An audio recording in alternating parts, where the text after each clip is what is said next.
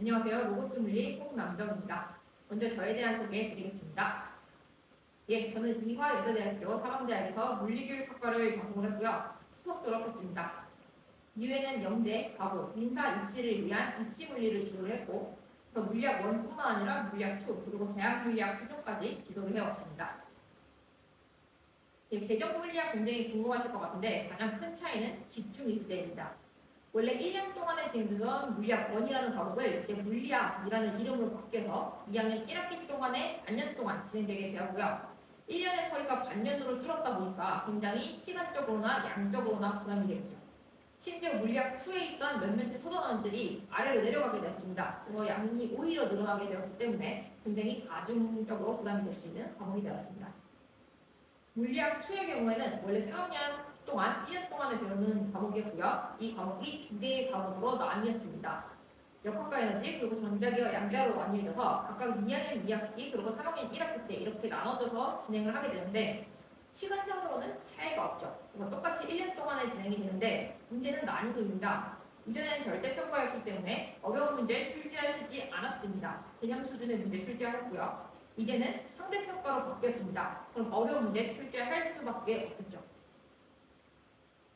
지금도 고2 수준의 물리를 다룰 때 고3 수준의 문제들 갖다가 출제를 하십니다. 예를 들어서 수능이나 학력평가 같은 문제들이죠. 근데 이제는 물리학 2도 이렇게 상대평가로 바뀌었기 때문에 어쩔 수 없이 고3 수준의 문제 출제할 수밖에 없다. 그래서 우리는 그에 대한 대비가 충분히 되어 있어야 된다는 점 체크하셔야지는 됩니다.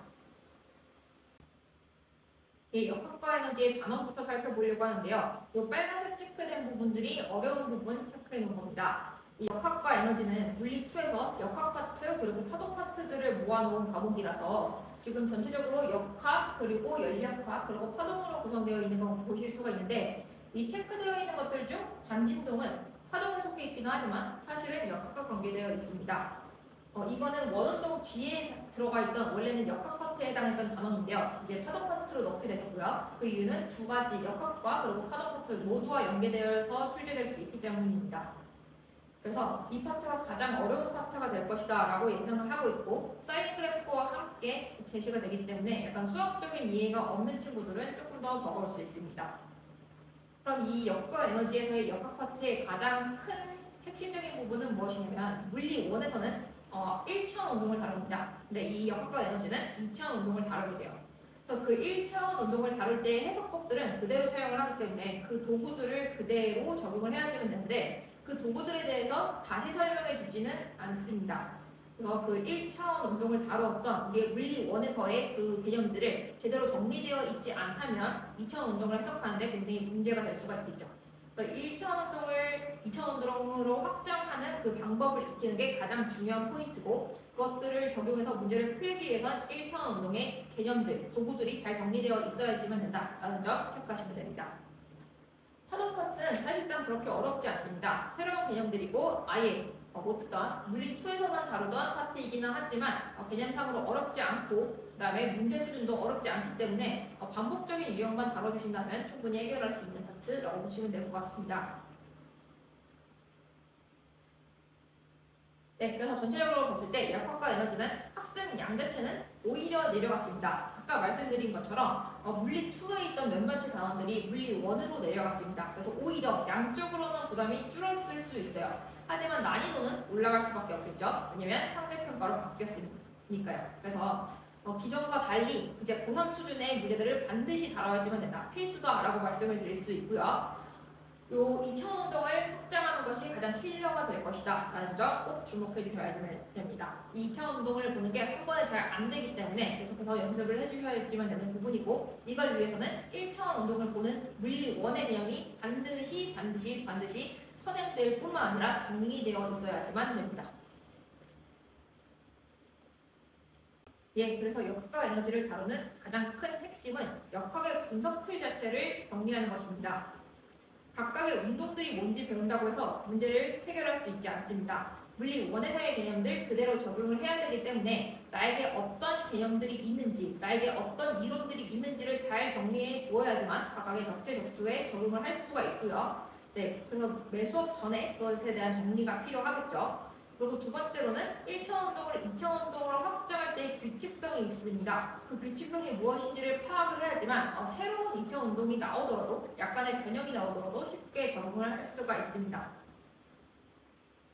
예, 그러면 물리를 잘 하기 위한 저의 세 가지 단계 설명드리도록 하겠습니다. 첫 번째는 물리어를 이해하는 건데요.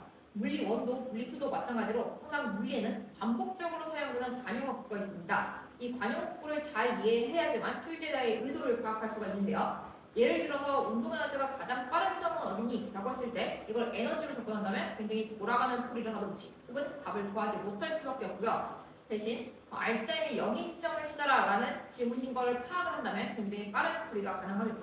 이런 물리어를 먼저 이해하고 파악하는 것 그리고 정리하는 것이 중요합니다.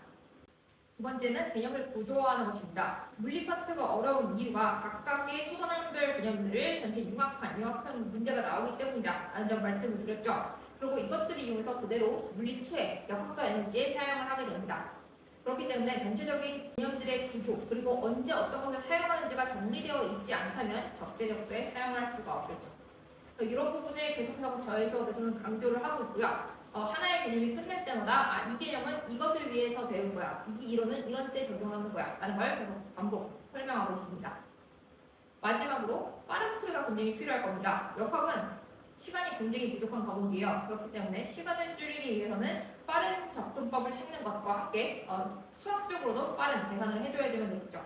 그럼 빠른 풀이를 위해서는 같은 식들을 반복하는 좀 불필요한 소모적인 부분들을 없애야지만 되고요. 필요한 문제들만 뽑아낸 다음에 그 문제들의 관계를 파악을 하고 비를 이용한 풀이를 해줘야지만 됩니다. 예, 그래서 저희 수업에서는 이런 부분들을 굉장히 강조하고 있기 때문에 어떤 상황에서 이런 거 적용하는 거야, 그리고 이런 유형은 어떻게 접근하는 거야를 정리해놓은 부분들이 구석구석 있고요. 두 번째로 시험을 치고 나면 그 시험을 통해서 실력을 향상시키는 게 중요하겠죠. 그래서 각 단계별로 나누어서 어디까지 접근할 수 있고 어디서부터 접근하지 못했는지를 파악할 수 있도록 이런 자료들 제시해주고 있고, 만약에 이걸 진행하다가 못 나가는 부분이 있을 경우 제가 이어서 연결을 해주고 있습니다. 그래서 이런 오답 자료를 이용해서 실력을 향상시키고 나면 내 스스로도 이거를 적용할 수 있는지 확인이 필요하겠죠. 문제 가장 뒷부분에서는 추가 문제들을 넣어놓고 이걸 통해서 확인할 수 있도록 체크하고 있습니다. 예, 그래서 물리는 굉장히 시간이 많이 필요한 과목입니다. 각각의 개념들 안다고 해서 물리가 풀리지 않기 때문에 좀 시간을 많이 들여서 준비할 필요가 있고, 혼자서 하기 어렵기 때문에 저희 지도가 필요하겠죠. 그래서 클리닉 굉장히 신경 쓰고 있습니다. 이렇게 클리닉 꼼꼼히 체크하고 있고요. 그리고 평일 중에서도 클리닉 진행하고 있습니다. 마지막으로 기출 문제를 푸는 거 너무너무 중요하다 말씀을 드렸죠. 분명히 고3 수준의 문제들로 출제가 될 것이기 때문에 그 고3 수준의 문제들을 변형한 문제들을 다뤄봐야지만 됩니다. 똑같은 형태로 출제가 되지 않기 때문이겠죠. 그래서 단순히 숫자를 변형한 이런 문제들도 풀어보고 거기다가 추가적인 개념들이 나올 수 있는 문제는 추가 질문들을 얹어서 제시를 해주고 있습니다. 예, 그리고 물리를 하다 보면 질문 아주 많이 생겨요. 그래서 이렇게 언제든지 질문할 수 있도록 카톡으로 질문을 받고 있고요. 제가 풀이를 써주거나 그림으로 표현해서 답변을 주고 있습니다. 예, 그래서 역학과 에너지 미리 해두시지 않으면 굉장히 어려운 과목입니다. 이 역학과 에너지를 정말 빠르고 간결하게 해결하시기 위한 저의 수업 강의관에서 토요일 2시에 준비되어 있습니다. 감사합니다.